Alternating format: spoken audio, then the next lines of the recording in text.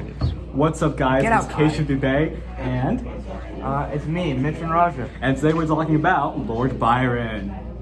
He lived 1788 to 1824. And he was a very influential romantic poet.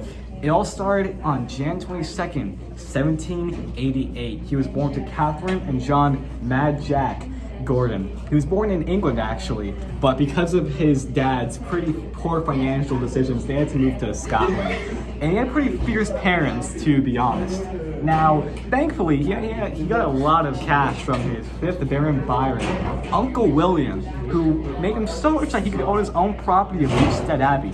Just as he loved the newfound success, he loved boys, which included John Edelston and a friend which he did not love as much, John Ham Cabsworth. He would continue to work with John Ham's Cabsworth throughout his life. And in 1805, he managed to get admitted into Trinity College. Go him. Alright, so no, that's on slide. Okay, so in 1807 he published his first public piece of poetry, Hours of Idleness, and it was pretty bad. No one liked it. Press hated it. And then he joined the House of Lords, because he's a wealthy guy. He's a lord, Lord Byron. He joined the House of Lords. Go him. 1809 with the House of Lords, he did a Mediterranean tour and he moved to Albania. 1811, Carolyn Byron and John Edelston died. Rip bozos. And he wrote to Thirza about them. Now, 1812, he wrote Childe Harold, which had been in production for a while now, but he published it, and it was about his Mediterranean tour and places he went. And as he says, he, quote unquote, he woke to success. And he also joined the Whig Society. Now, with the success, John got a bit too careless. He had a lot of affairs with his half-sister Augusta as well as Lady Caroline. Unfortunately, that whole half-sister thing didn't work out too much. So in 1814, he married Annabella Milbanke. 1816, that didn't work out because he divorced her on that year. But he moved to Geneva, Switzerland, where he had a child with Claire Claremont, who was Mary Shelley's half-sister. Yep, the Frankenstein author. Yeah, he has a thing for half-sisters. I don't know why.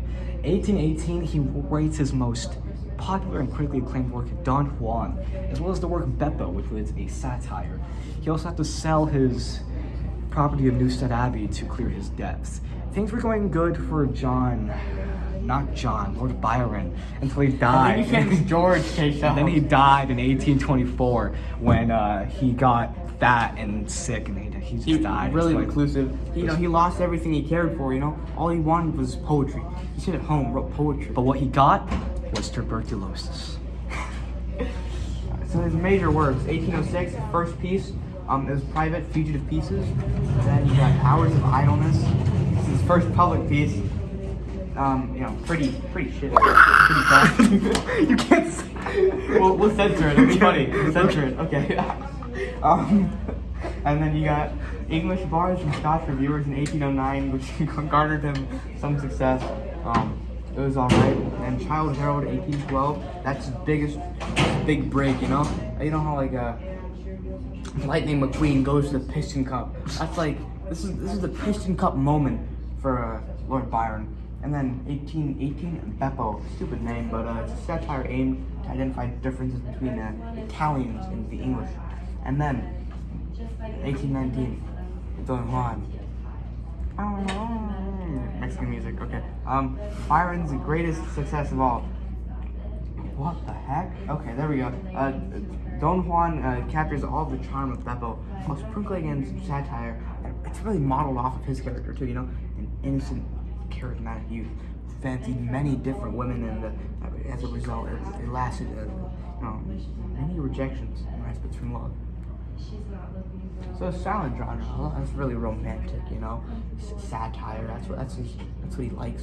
That's what you find, The main theme in his writing was love, be that successes or failures, a male or female. He wrote from the heart. Now, this is just one of the many Byron poems, but this one, Solitude, is a great example of personification. Due to the line, converse with nature's charms and view her stories unrolled, he personifies nature and treats her as sort of a tender, gentle being who converses and he tells stories, which accurately fits the way that he portrays nature in the full poem. And moving on to his poem, To My Son, this is a heartfelt poem to his son, wishing him the best of life. Through the lines, never as you grow to manhood, and I feed your need for me, bringing up a lulling monster, guarding you from living free. He wants his son to be a self-sufficient, independent, strong man. And through this, he wants to be a bit more independent with his style and take off the chains that most parents would put on their children. All right. She walked in beauty. So it's really about comparing women to the sky, to the heavens above. She walks in beauty like the night of cloudless climes and starry skies. Y'all can go. It's all good. Hey, we got a story to tell. Yeah, so it features heavy use of similes, and it brings to mind a picture of a woman in a night sky, the bushes shine above, untouchable, you know?